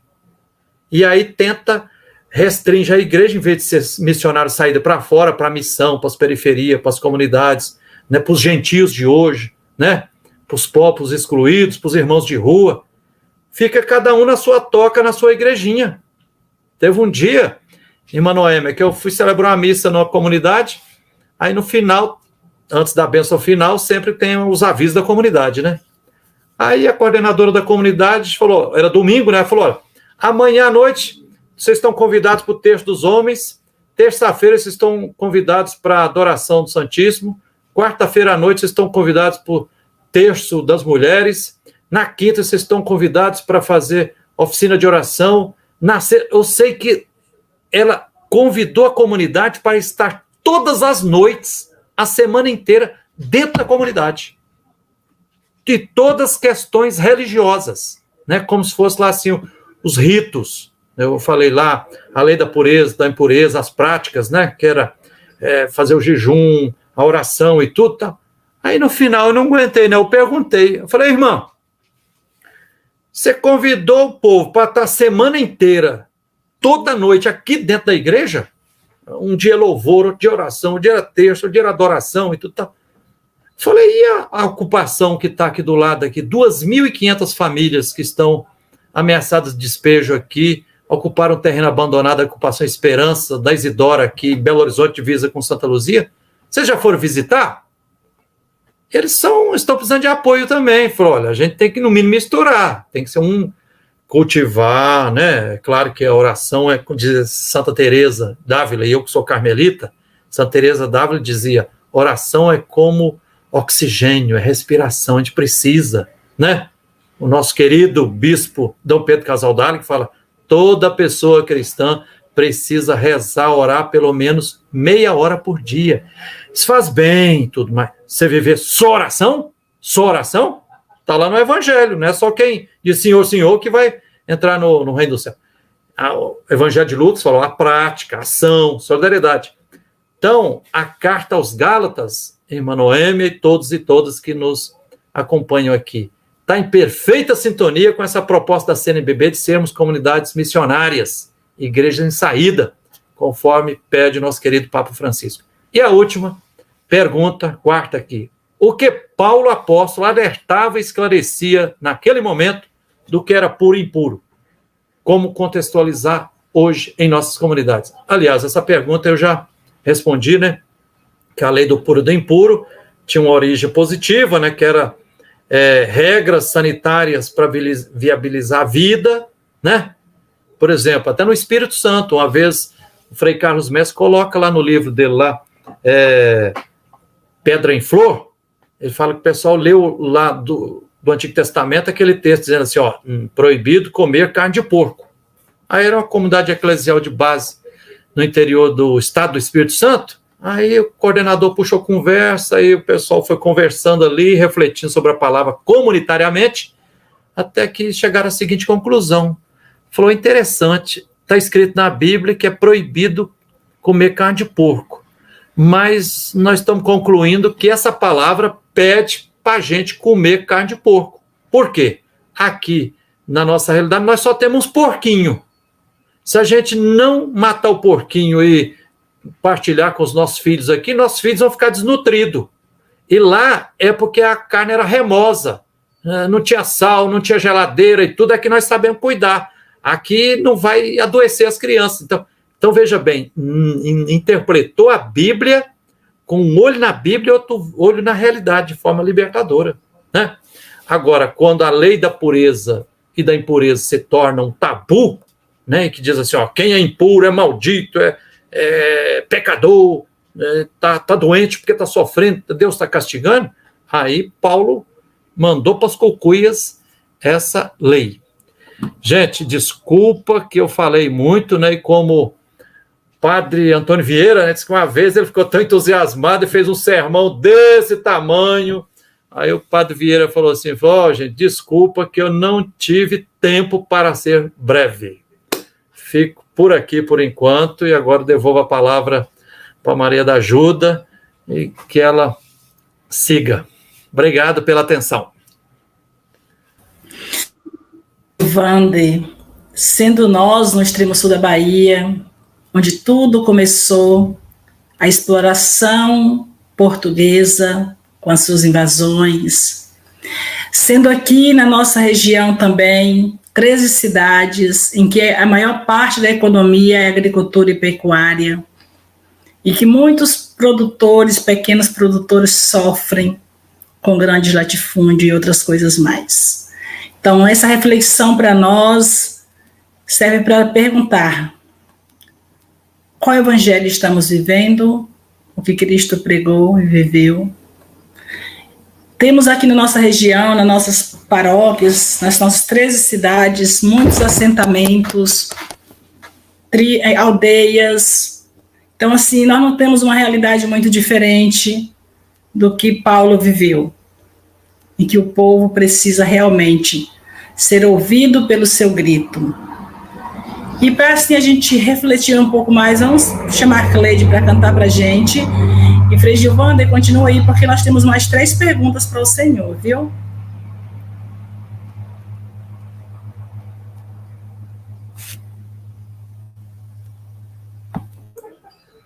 Faltando o som, Cleide.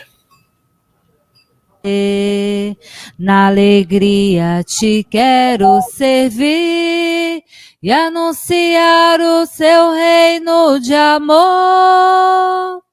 E pelo mundo eu vou, cantando seu amor, pois disponível estou para servir-te, Senhor. E pelo mundo eu vou, cantando seu amor, pois disponível estou para servir-te, Senhor.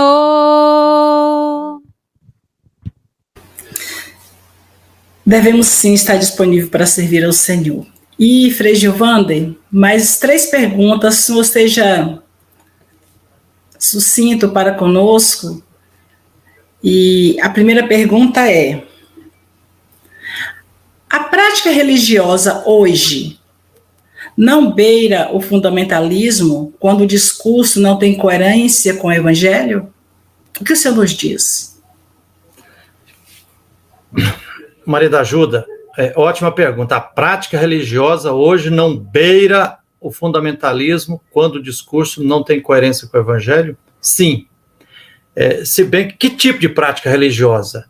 Que eu acho que faz importante a gente resgatar o sentido original de religião, né? Eu gosto muito do padre José Comblan, um dos melhores teólogos do Brasil, né, de saudosa memória, né? Aconselho a quem puder ler os livros do padre José Comblan, né? Ele diz assim, tem dois conceitos de religião. Etimologicamente, religião é religar ou reler. É nos religar com Deus, o mistério de amor que nos envolve, nos religar com o próximo, para a gente estabelecer relações de fraternidade, nos religar com o nosso eu mais profundo, para a gente não ser alienado, não viver de forma esquizofrênica, falar uma coisa, sentir outra, desconectado, e nos religar também com todas as criaturas, né, com a natureza, com a biodiversidade, com as plantas, com os animais, com a fraternidade.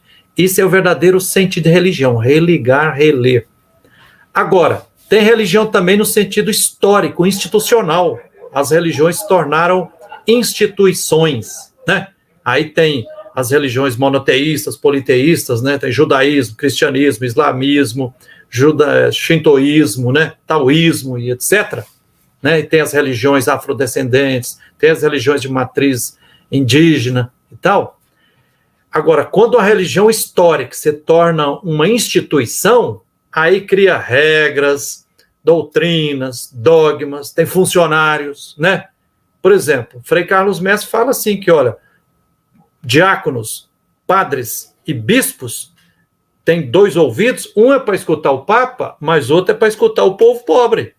Agora, tem muito diácono, padre e bispo que fica só assim, só escuta o Papa. Aí agora, por exemplo, nós temos a graça de ter um Papa libertador, solidário, né? Beleza. Agora, se tem um Papa com uma visão meio estranha, aí complica, né? Agora, ter fundamento, sim. Diz no Evangelho que a gente não pode construir uma casa em cima da areia. Agora, fundamentalismo, o que é fundamentalismo? Esse palavrão, fundamentalismo. Fundamentalismo é uma desvirtuação que você se apega numa coisa. Por exemplo, não, acho que eu ser uma pessoa religiosa, eu só rezar, só louvar, ou só rezar o terço, né?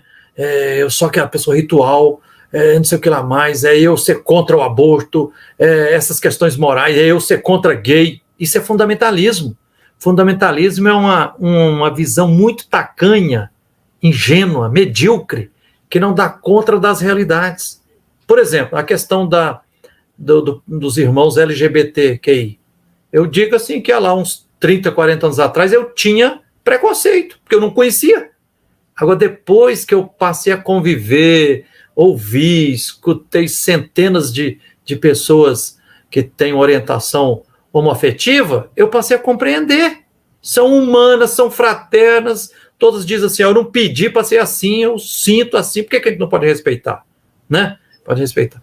Então, a gente tem que seguir no apóstolo Paulo aqui, Maria da Ajuda, a gente não cair em fundamentalismo, porque fundamentalismo é espiritualismo. Por exemplo, o evangelho tem uma dimensão espiritual e tem uma dimensão social. É igual a canoa. Se eu vou atravessar um rio, tem que ter as duas canoas.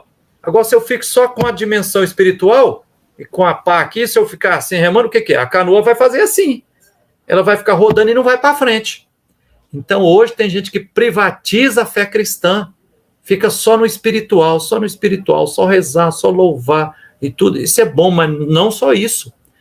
Não tem que desatrofiar e desenvolver a dimensão social. O que é a dimensão social? Conviver com os pobres, ser solidário, é ser também bom pastor, é denunciar as injustiças, é ser fermento na massa, é ser luz nas trevas. Eu acho que é um pouco por aí. Maria ajuda. Muito bem, obrigada, Frei Giovanni. A segunda pergunta, ela vem nos pedir da seguinte maneira, nosso 7 de setembro, terça-feira, né? Qual a sua opinião quanto ao grito dos excluídos de 2021 e o desfecho deste momento para o Brasil? Ótima pergunta também, Maria da Ajuda. Olha, eu participo há 27 anos do Grito dos Excluídos, né, desde 1995. Esse ano participei na cidade de Itabira. E por que eu fui para lá? Viajei 130 quilômetros, saí de Belo Horizonte de madrugada e fiz questão de ir lá, quase com 1.000 pessoas, porque começamos na igreja e fomos marchando e caminhando até no bairro de periferia, lá ao lado, onde tem vários bairros, debaixo de uma barragem, mega barragem da mineradora Vale, para assassinar o povo, né? Então, o Grito dos Excluídos é uma proposta pastoral e de evangelização genuinamente bíblica e de uma pastoral lá belíssima. Primeiro, a gente não pode esquecer que lá no Êxodo, que é o berço do processo de libertação do povo, diz lá em Êxodo 3, 7 a 10, que Deus, Javé, Deus solidário e libertador, ouviu o grito dos escravizados. E eu acho muito belo quando os evangelhos da Bíblia faz questão de Jesus. Como é que Jesus terminou lá na cruz? Jesus não terminou de cabeça baixa, braço cruzado. Jesus terminou dando um grande grito. Então, feliz quem grita diante de toda e qualquer injustiça, diante de toda e qualquer violência, né? Então, está de parabéns. E os gritos hoje são ensurdecedores. E o Grito dos Excluídos denuncia a falsa independência que nós temos, né? Então, assim, graças a Deus que teve Gritos Excluídos em mais de 200 cidades do Brasil, agora dia 7 de setembro de 2021. E o que é que eu espero do desfecho? Olha, eu espero que o povo brasileiro, que está vivendo muita dor, muita gente está sendo colocada na cruz, está sendo sacrificada, né? Já está comprovado pelos melhores cientistas aí, as pessoas mais idôneas, que se o governo tivesse tomado as medidas sanitárias, tivesse comprado vacina 8 meses antes, como era possível, 400 mil pessoas, no mínimo, não teriam sido mortas, né? Então, eu aproveito aqui, eu acho que nós estamos vivendo dores de parto muito intensa, e eu acho que eu sinto que, assim como até São Tomás de Aquino, um dos melhores teólogos da igreja da Idade Média, ele dizia assim, povo nenhum tem obrigação de baixar a cabeça diante de tirania, né? Então, o desgoverno atual que nós temos, lamentavelmente, lá, né, já está para lá demonstrado que não sabe e não tem condições e não quer governar bem o povo brasileiro. O povo tem que continuar se unindo e manifestando, e nas ruas, e cobrando para que a gente reconstrua, tem que refundar o Brasil e tem que colocar políticos que realmente governem para o bem comum do povo, preservar o meio ambiente, para a gente superar isso aí. Está nas nossas mãos. E ninguém pode se omitir, porque quem se omitir vai entrar para a história como cúmplice, né? Eu gosto muito das 3 metáforas que tem no Evangelho, que sejam luz no meio das trevas, e a luz incomoda as trevas. Por exemplo, tem uma lâmpada aqui iluminando meu rosto, mas ela está me incomodando, porque ela está esquentando para caramba, mas se eu fechar a lâmpada aqui, o que fica? Vira trevas, né? Então, que sejamos a luz que incomoda as trevas, que sejamos sal, que fertiliza a terra, que faz cozinhar o alimento, né? Que sejamos fermento na massa, e aí a gente tem esse poder, e a luz é a força divina. Jesus não foi só solidário, não. Jesus também denunciou o governador opressor, essa raposa desse Herodes. Jesus, as primeiras comunidades tiveram a questão de denunciar o imperador também, né? Você que é senhor da nossa vida, não. O senhor da nossa vida é Jesus Cristo. Então tenhamos essa coragem, porque isso vai gerar vida para todos e para todas. Maria da Ajuda. Certo, Frei. O senhor nos faz lembrar, ali na década de 80, quando a SEBS crescia muito no Brasil e uma consciência diferente tomava-se a população, em que muitos pastores pentecostalistas foram enviados para o Brasil para frear esse povo. E para muitos tem conseguido, né? Mas confiemos no Espírito Santo que conduz o povo de Deus. A nossa última pergunta é: o momento em que o país está passando, quais seriam os caminhos a serem seguidos? É uma pergunta necessária também. Eu vou dar só umas pistas aqui, porque isso a gente tem que encontrar esses caminhos coletivamente, né? Mas eu sinto, primeiro, eu acho que é um erro federal, todo mundo ficar isolado, se omitindo, todo mundo tem que participar, né? Nós temos que resgatar os círculos bíblicos, as comunidades, eclesiais de base, todo mundo, na medida do possível, tem que participar de alguma pastoral social, né? Participar das pastorais litúrgicas do interno da igreja é bom, faz bem, né? Então, mas a gente tem que ter o outro braço, a gente tem que ter algum compromisso com a dimensão social do evangelho, né?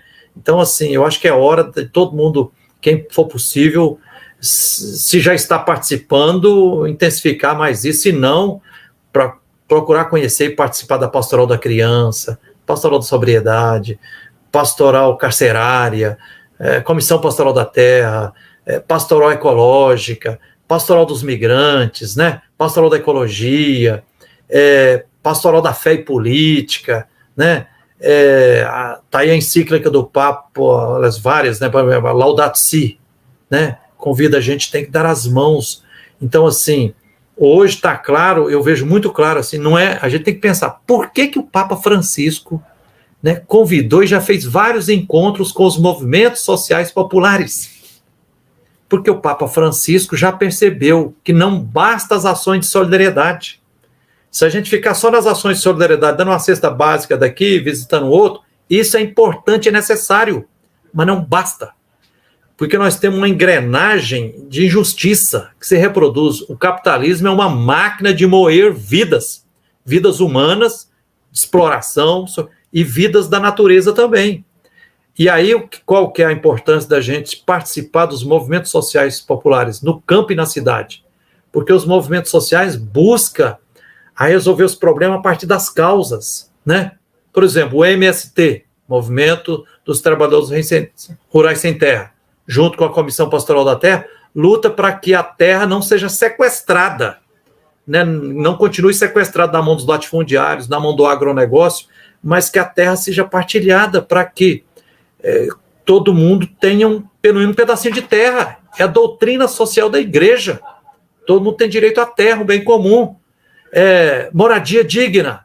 A gente tem que apoiar o povo que está lutando para se libertar da cruz do aluguel, da humilhação que é sobreviver de favor, tem que apoiar as ocupações, porque o que tem de terreno abandonado, prédio abandonado, né? São mais de 8 milhões de imóveis abandonados no Brasil e 8 milhões de famílias sem casa, né? A gente tem que estar participando da pastoral afro, né? Fortalecendo o movimento negro que luta para superar o racismo. A gente tem que ser sensível às causas LGBT para a gente superar essa grande covardia. Gente, eu me comovi porque no Brasil se mata todo ano cerca de 250 irmãos nossos por questão de homofobia, né? Isso é um absurdo, um trem desse.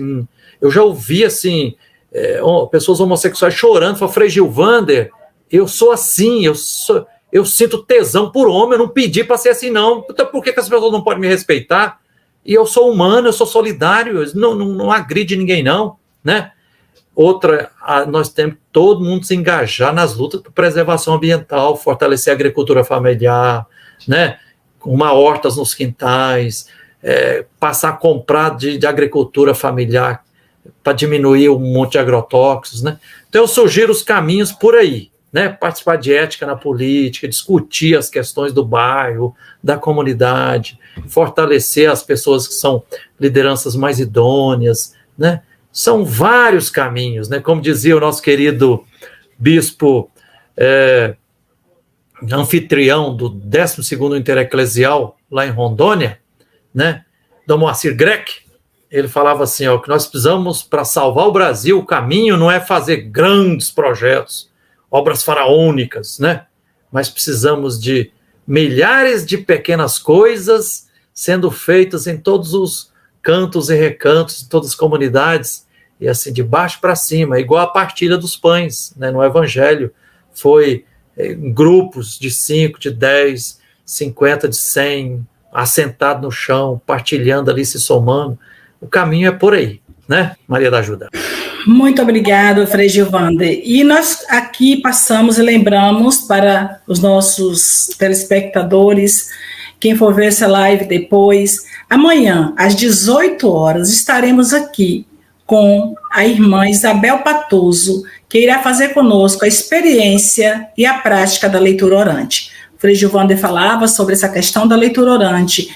Na terça-feira, o Frei Janisson falou conosco sobre o estudo 114, que também nos pede a vivenciar a leitura orante nos nossos encontros, movimentos pastorais e reuniões.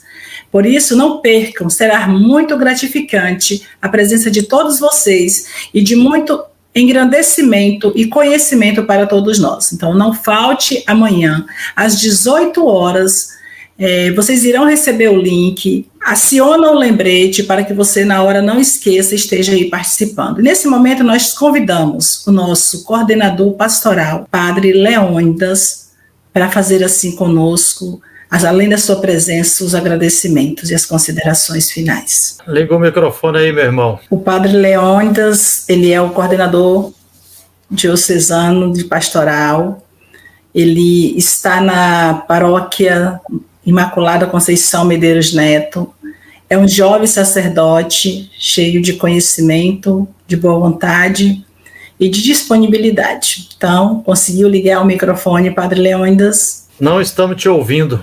Internet é uma beleza, mas quando funciona, né?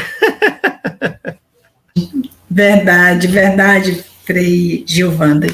Então, enquanto o Padre Leônidas consegue se organizar, convidamos Cleide para estar cantando para nós um momento. Sempre tem que ter plano A e plano B. Vamos lá, Cleide. Música na conversa. Dia a dia tua graça me dá, nela se apoia o meu caminhar. Se estás ao meu lado, Senhor, o que então poderei eu temer? E pelo mundo eu vou, cantando teu amor. Pois disponível estou para servir-te, Senhor, e pelo mundo eu vou, cantando teu amor. Pois disponível estou para servir-te, Senhor. Obrigada, Cleide. Então, Padre Leônidas não está conseguindo ligar o microfone, mas nós agradecemos a sua presença, Padre Leônidas, o seu rosto que nos foi mostrado, e convidamos o Padre Jaelson para se fazer presente no nosso momento, nosso assessor dos círculos bíblicos. Digamos assim, seja bem-vindo, Padre Jaelson. Padre Leônidas, continue aí conosco para nós presenciarmos e agraciarmos contigo. Padre Leônidas está falando por gesto, o sorriso dele já está passando uma mensagem. Que beleza, Leônidas! Que maravilha! Ai. A mãe chegou. Oi. Isso, nós agradecemos também ao Frei Gilvander, né? É um prazer tê-lo conosco, né, nesse dia, nesses 2 dias, na verdade, aqui em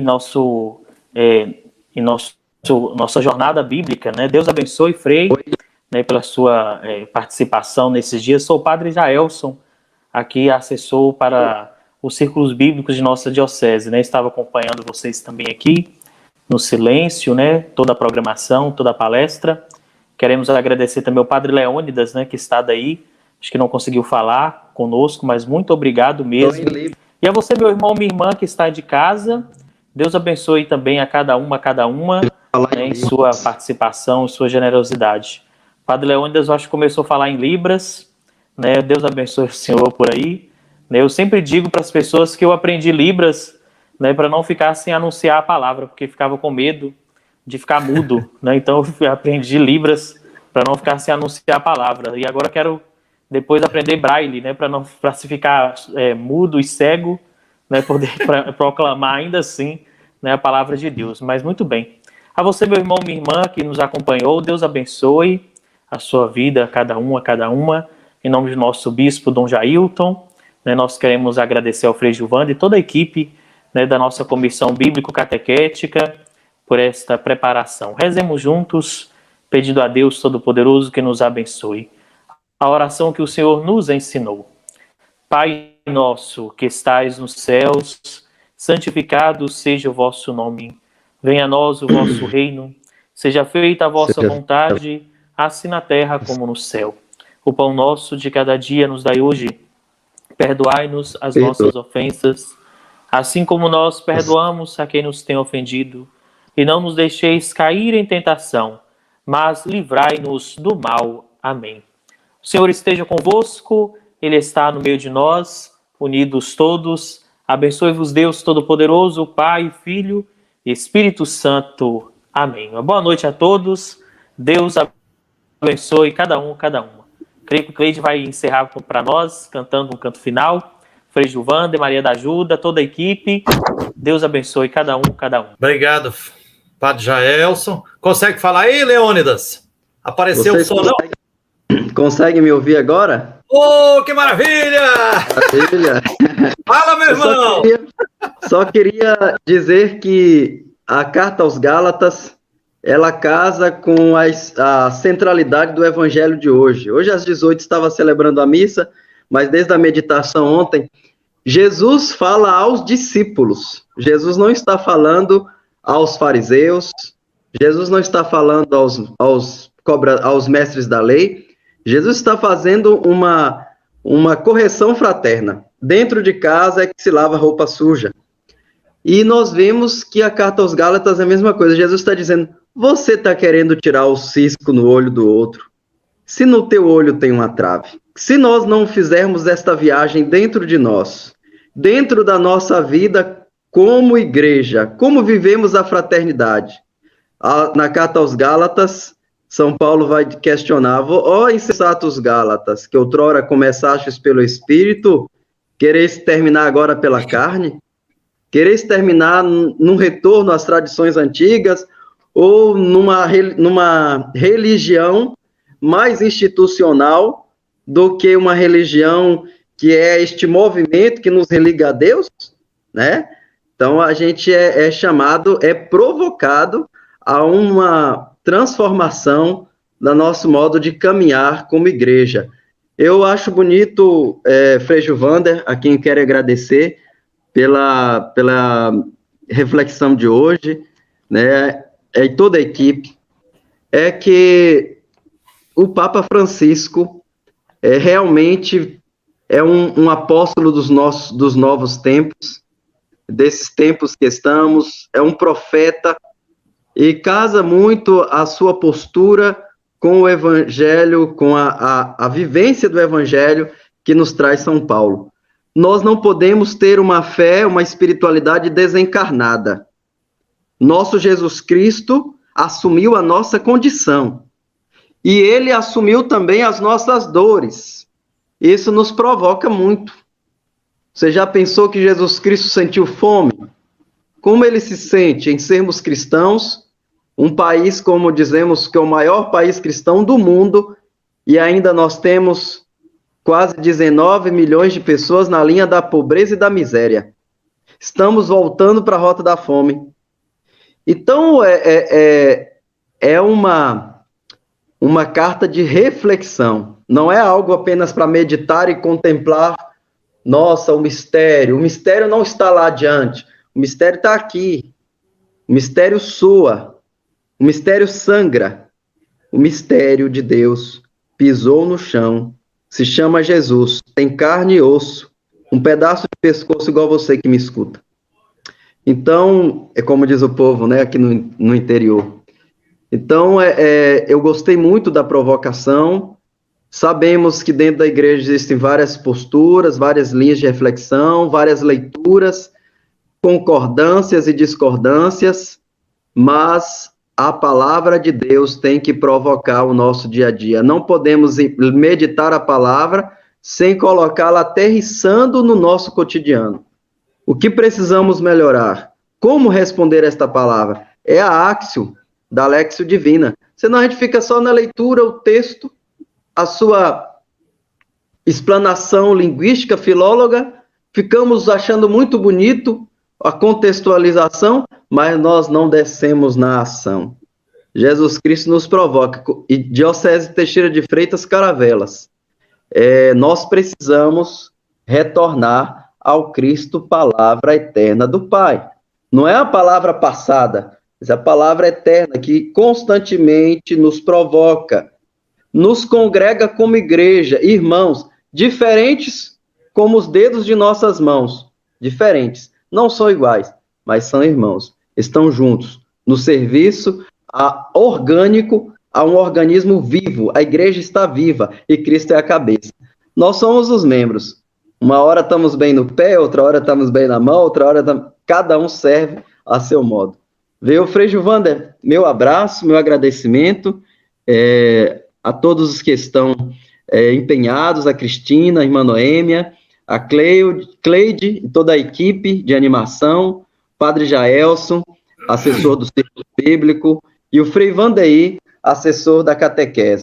Maria da Ajuda, nossa gratidão de sempre, e a todos o nosso abraço, já que já recebemos a bênção, né? A bênção é sempre o envio para que possamos viver a fraternidade. E amanhã às 18 horas estamos com o nosso horário marcado, por favor, não falte. E aquele que não puder assistir amanhã às 18, não veja em nenhum outro momento e faça a experiência da leitura orante para melhor assim evangelizar. Obrigada a todos e a todas que participaram conosco, Cleide. Quando o Espírito de Deus soprou, o mundo inteiro se iluminou, a esperança na terra brotou, e um povo novo deu-se as mãos e caminhou. Lutar e crer, vencer a dor, louvar o Criador. Justiça e paz hão de reinar, e viva o amor. Quando Jesus a terra visitou, a boa nova da justiça anunciou. O cego viu, o surdo escutou, e os oprimidos das correntes libertou.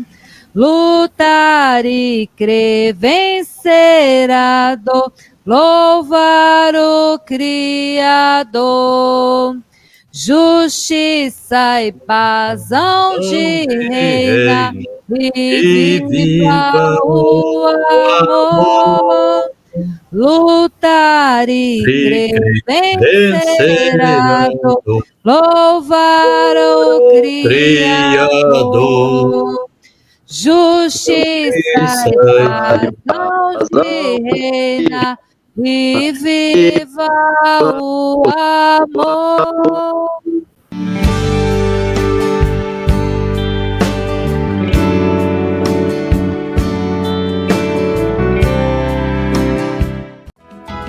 Nosso Deus é o artista do universo,